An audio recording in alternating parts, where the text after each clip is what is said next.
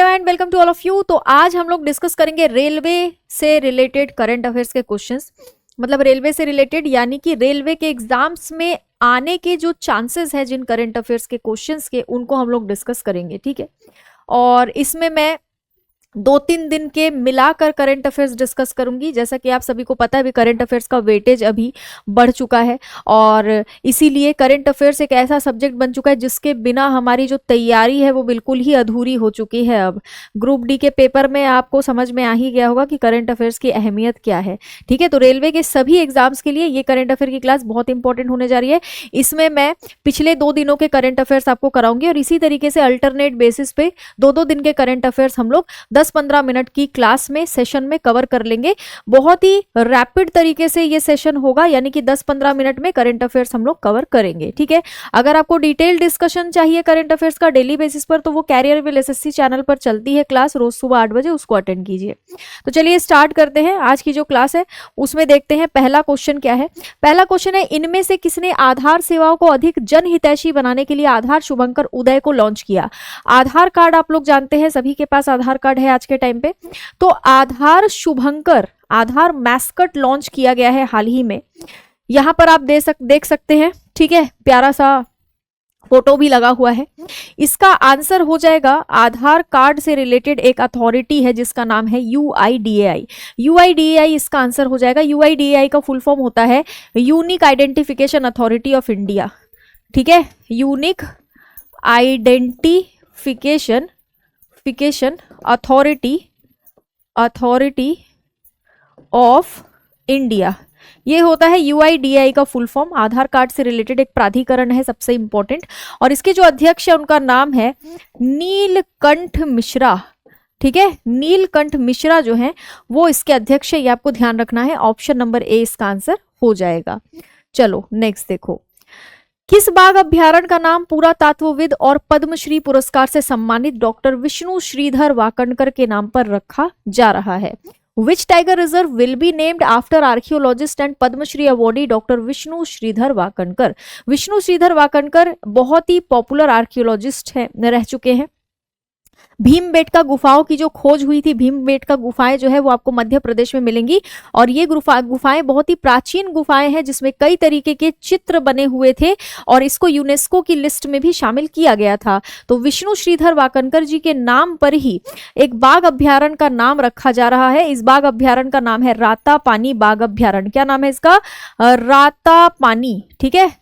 रातापानी बाघ अभ्यारण्य इसका नाम है। ये आपको मध्य प्रदेश में मिल जाएगा। यहाँ पर जो आप फोटो देख रहे हैं ये मध्य प्रदेश के मुख्यमंत्री मोहन यादव जी की फोटो है। चलिए नेक्स्ट देखते हैं। नेक्स्ट है, which country blocked Grok access over sexualised AI image after Indonesia. Indonesia पूरी दुनिया का पहला देश बन गया था हाल ही में 2-3 दिन पहले, जिसने ग्रोक AI चैटबॉट को बैन कर दिया था, ठीक है। लेकिन इंडोनेशिया के बाद अब एक और कंट्री है जिसने इसको बैन कर दिया है। इसको बैन इसलिए किया जा रहा है क्योंकि डीप फेक के मामले बहुत ज्यादा सामने आ रहे हैं, जिसके तहत लोगों की ओरिजिनल फोटोज का इस्तेमाल गलत तरीके से करके AI इमेजेस जनरेट किए जा रहे हैं, AI वीडियोस जनरेट किए जा रहे हैं और वो पोर्नोग्राफी की तरफ जा रहा है। यानी कि मतलब बहुत ही अश्लील कंटेंट जो है वो देखने को मिल रहा है, इसका इस्तेमाल करके ये सब किया जा रहा है। और ये कंपनी, जिस कंपनी ने ग्रोक को बनाया है, वो कंपनी इलॉन मस्क की कंपनी है, ठीक है। इसका आंसर हो जाएगा मलेशिया, यानी इंडोनेशिया के बाद मलेशिया ने भी इसको बैन करने का फैसला कर लिया है। नेक्स्ट है, BRIC plus naval exercise has been launched in which country. BRIC plus नौसैनिक अभ्यास किस देश में हाल ही में शुरू किया गया है। ब्रिक प्लस एक नौसैनिक अभ्यास है जिसको दक्षिण अफ्रीका के जल क्षेत्र में शुरू किया गया है। अगर आप अफ्रीका नाम के कॉन्टिनेंट का मैप बनाओगे, ये पूरा का पूरा अफ्रीका महाद्वीप है। अफ्रीका महाद्वीप में ये जो नीचे वाला हिस्सा है, यहाँ पर दक्षिण अफ्रीका नाम का एक देश है। दक्षिण अफ्रीका नाम के देश के आसपास का जो जल क्षेत्र है, यहाँ पर ब्रिक प्लस अभ्यास ब्रिक प्लस के द्वारा अभ्यास किया जा रहा है। ब्रिक प्लस नेवल एक्सरसाइज इसको हम लोग कह सकते हैं। इसका आंसर हो जाएगा option number A, south Africa, क्योंकि साउथ अफ्रीका के जल क्षेत्र में इसको किया जा रहा है। ठीक है, और बात अगर ब्रिक प्लस की हम लोग करें तो इसमें जो मेन कंट्रीज है इस नेवल एक्सरसाइज में इन्वॉल्व, उन कंट्रीज का नाम है चाइना, रशिया, ईरान। ठीक है, अच्छा, साथ ही साथ यहां पर ब्रिक प्लस में ब्राजील नाम की कंट्री भी शामिल है, ये भी आप लोग थोड़ा सा याद रखेंगे। अमेरिका इस नेवल एक्सरसाइज का विरोध कर रहा है क्योंकि अमेरिका एक तो इसका मेंबर भी नहीं है, दूसरा अमेरिका में अभी डोनाल्ड ट्रंप का राज चल रहा है जो कि अलग ही अपने धुन में लगे हुए हैं, टैरिफ लगा रहे हैं, अटैक कर रहे हैं, वो पता नहीं क्या चाहते हैं, किसी को समझ ही नहीं आ रहा। जब से उनको नोबेल पीस प्राइज नहीं मिला, जब से नोबेल पीस प्राइज किसी और के पास चला गया, तब से ही उनको थोड़ा सा ऐसा लग रहा है कि कुछ ना कुछ करके युद्ध करवा दे और युद्ध करवाने के बाद युद्ध को रोक ले खुद ही और फिर उनको नोबेल पीस प्राइज मिल जाए। वो पता नहीं क्या सोच रहे हैं, अब देखना होगा आगे उनका जो स्टेप है वो क्या होता है। साल के शुरू होते ही वेनेजुएला पर तो उन्होंने कर ही दिया जो भी उन्हें करना था। अब हम लोग ब्रिक्स की बात कर लेते हैं। ब्रिक्स नाम का जो संगठन है, ये तो ब्रिक प्लस की बात हो गई, अब हम लोग ब्रिक्स संगठन की बात करेंगे। तो ब्रिक्स नाम का जो संगठन है, ये ब्रिक्स की मेजबानी 2026 में भारत कर रहा है, ये जरूर ध्यान रखेंगे आप लोग। ठीक है, भारत ब्रिक्स की मेजबानी कर रहा है। Brazil, Russia, India, China, South Africa BRICS के मेंबर हैं और इसके साथ साथ नए सदस्य भी जुड़ चुके हैं। कुछ ही सालों के अंतराल में कई सदस्य हो गए ब्रिक्स के, जैसे कि इंडोनेशिया जुड़ चुका है, यूएई, उसके बाद इजिप्ट, इथोपिया, है ना, ये सारी की सारी कंट्रीज अब ब्रिक्स की सदस्य है। यहां पर लिखा भी हुआ इस समूह में मिस्र यानी इजिप्ट, इंडोनेशिया, सऊदी अरब, इथोपिया, यूएई, ये सारे के सारे ब्रिक्स में शामिल हैं। नेक्स्ट देखो, which country is chosen as the guest of honour at world book fair. विश्व पुस्तक मेले का आयोजन किया जा रहा है भारत के दिल्ली में और इसमें गेस्ट ऑफ ऑनर देश के तौर पर कतर को चुना गया है। इसका आंसर हो जाएगा ऑप्शन नंबर डी। और विश्व पुस्तक मेला चल कहां पर रहा है, तो दिल्ली में इसका आयोजन किया जा रहा है। आप भी अगर चाहो तो आप भी जाकर इसको देख सकते हो, ये जो बुक फेयर चल रहा है। ठीक है, तो ध्यान रखना, कतर वही देश है जहां पर 2022 में आखिरी फीफा मैच हुआ था। अब 2026 में फीफा कहां पर होने जा रहा है, ये आप लोग मुझे कमेंट बॉक्स में बताएंगे। 4-4 साल में एक बार होता है ना। ठीक है, और ये ध्यान रखेंगे इस बार का जो बुक फेयर हो रहा है, ये इंटरनेशनल लेवल का बुक फेयर जो हो रहा है, ये 53rd एडिशन है इसका। 10 तारीख से शुरू हुआ है, 18 जनवरी तक ये चलेगा और इसमें लाखों लोग जो है वो यहां पर सम्मिलित होंगे। नेक्स्ट देखो, भारत भर में डिजिटल रचनाकारों को सशक्त बनाने के लिए कौन सी संस्थान ने क्रिएटर कॉर्नर प्लेटफॉर्म को लॉन्च कर दिया है।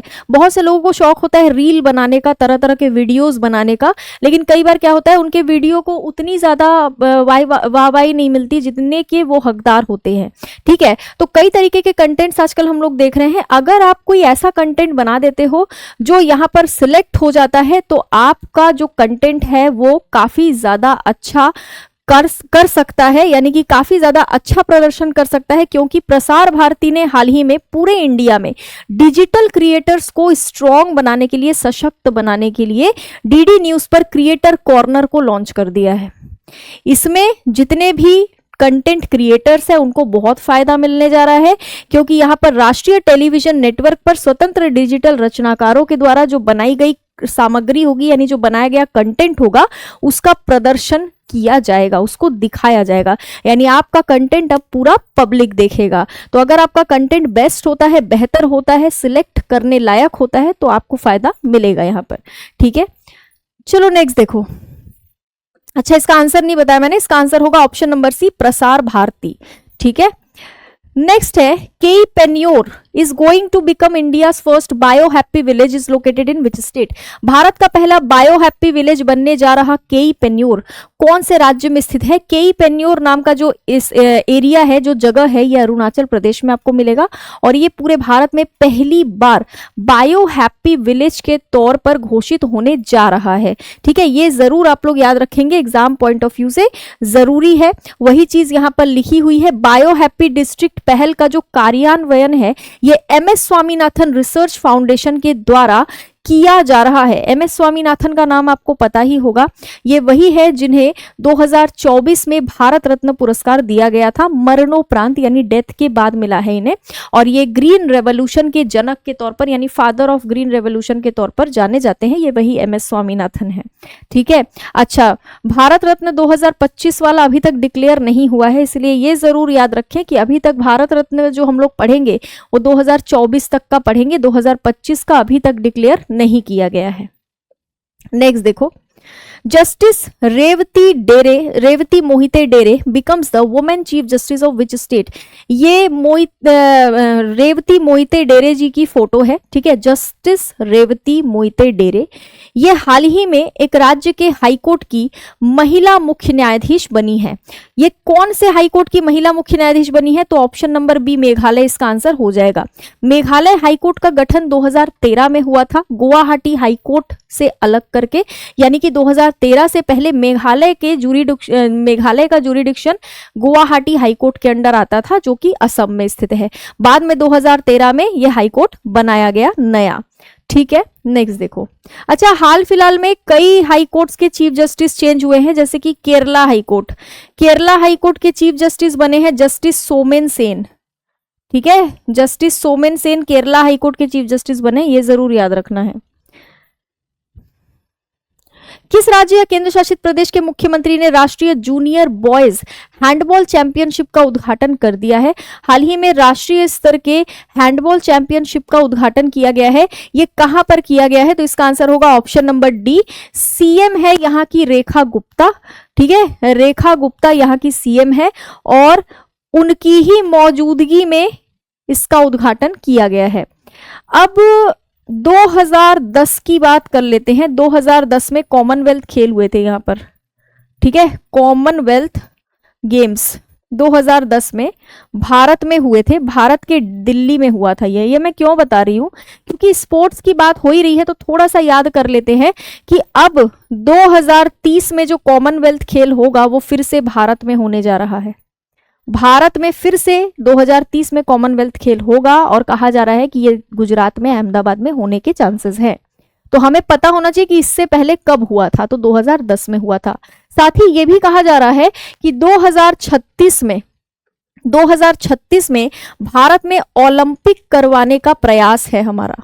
आज तक भारत में ओलंपिक गेम्स नहीं हुए हैं, 2036 में हो सकते हैं। हमारा पूरा प्रयास रहेगा कि हम ये करवाएं, ठीक है।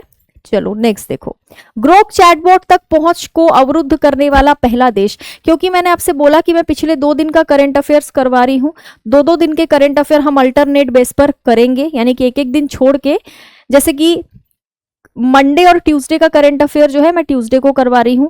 अब क्या कहते हैं, वेडनेसडे और थर्सडे का करंट अफेयर मैं थर्सडे को करवाऊंगी। तो अल्टरनेट बेसिस पर 2-2 दिन का करंट अफेयर होगा।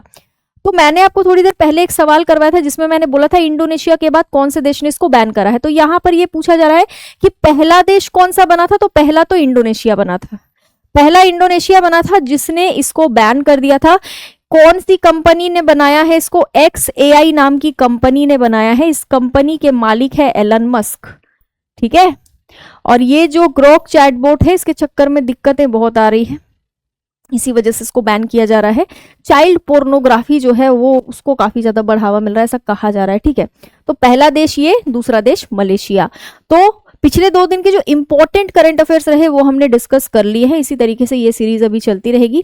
अब फटाफट से मैं आप लोगों को बैच के बारे में बता देती हूँ। रेलवे का फाउंडेशन बैच अवेलेबल है, जिसको लेकर के आप रेलवे के सभी एग्जाम्स की तैयारी कर सकते हैं। आप सभी को पता है नेशनल लेवल का एग्जाम है ये, जिसमें अगर आपका सिलेक्शन हो जाता है तो आपकी पूरी लाइफ सेट है।